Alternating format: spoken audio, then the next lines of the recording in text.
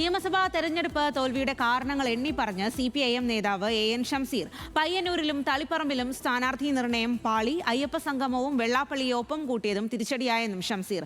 മലപ്പുറം കാളികാവിൽ കുഞ്ഞാലി രക്തസാക്ഷി ദിനാചരണത്തിലാണ് ഷംസീറിന്റെ സ്വയം വിമർശനം. ഞങ്ങളുടെ സ്ഥാനാർത്ഥി നിർണയം പയ്യന്നൂരിലും തളിപ്പറമ്പിലും പാറി. വെള്ളാപ്പള്ളി നടേശൻ മലപ്പുറത്തിനെതിരെ ശക്തമായി ആക്ഷേപിച്ചപ്പോ അതിന് ഞങ്ങൾ പ്രതിരോധിച്ചു. പക്ഷേ പ്രതിരോധ പ്രസ്താവനയിൽ ഒരു ഊക്കുണ്ടായിരുന്നില്ല. ഞങ്ങൾ സ്വയം വിമർശനം നടത്തി.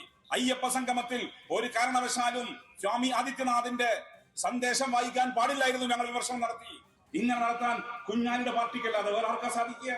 പരാജയത്തിന്റെ കാരണങ്ങൾ കണ്ടെത്തി ഞങ്ങൾ ജനങ്ങളോട് സ്വയം വിമർശനം നടത്തി. ഞങ്ങൾ പറയുന്നു, ഞങ്ങൾ ജനങ്ങൾക്കിടയിൽ പ്രവർത്തിക്കുന്നവരാ. രാഷ്ട്രീയത്തിൽ ജനങ്ങളാണ് യജമാനന്മാർ, ജനാധിപത്യത്തിൽ ജനങ്ങളാണ് യജമാനന്മാർ. ജനങ്ങൾ പറയുന്നു, സഖാക്കളെ നിങ്ങൾ തെറ്റ് പറ്റിയിരിക്കുന്നു, ആ തെറ്റ് ഞങ്ങൾ ഉൾക്കൊള്ളും, തിരുത്തും. ശാന്തകുമാർ വെള്ളാലത്ത് വിവരങ്ങളുമായി ചേരുകയാണ്. ശാന്തകുമാർ, എന്തായാലും തെരഞ്ഞെടുപ്പ് ഫലം വന്നു, ഇത്ര നാളുകളായി, ഇപ്പോഴും ഈ ആത്മവിമർശനത്തിന്റെ ഒക്കെ സമയമാണ് എന്നുള്ളതാണ്. മുൻ സ്പീക്കർ കൂടിയാണ് AN ഷംസീർ. അപ്പോൾ എന്താണ് അദ്ദേഹം ഇപ്പോൾ പറയുന്നത് ഇക്കാര്യത്തിൽ?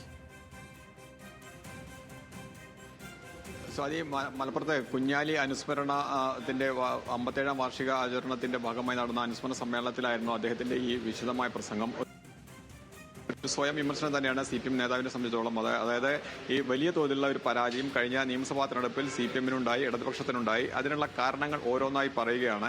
അത് നേരത്തെ തന്നെ ആക്ഷേപങ്ങൾ ഉയർന്നു വന്ന പല കാര്യങ്ങൾ തന്നെയാണ്. അത് CPM-ന്റെ വിലയിരുത്തലും ഇത്തരം കാരണങ്ങൾ തന്നെയായിരുന്നു. അത് പയ്യന്നൂരിലും തളിപ്പറമ്പിലുള്ള സ്ഥാനാർത്ഥി നിർണയം ഉണ്ട്. ഒപ്പം തന്നെ വെള്ളാപ്പള്ളി നടേശന്റെ കഴിഞ്ഞ കാലങ്ങളിലെ പരാമർശം, മലപ്പുറത്തെക്കുറിച്ചുള്ള പരാമർശം, ഇതിലെല്ലാം ഇക്കാര്യങ്ങളിലെല്ലാം വലിയ തെറ്റുപറ്റിയിട്ടുണ്ട് എന്ന് തന്നെയാണ് അദ്ദേഹത്തിന്റെ സ്വയം വിമർശനം എന്നുള്ളതാണ് ഏറ്റവും പ്രധാനപ്പെട്ടത്. അതായത് മലപ്പുറത്ത് വലിയ തോതിലുള്ള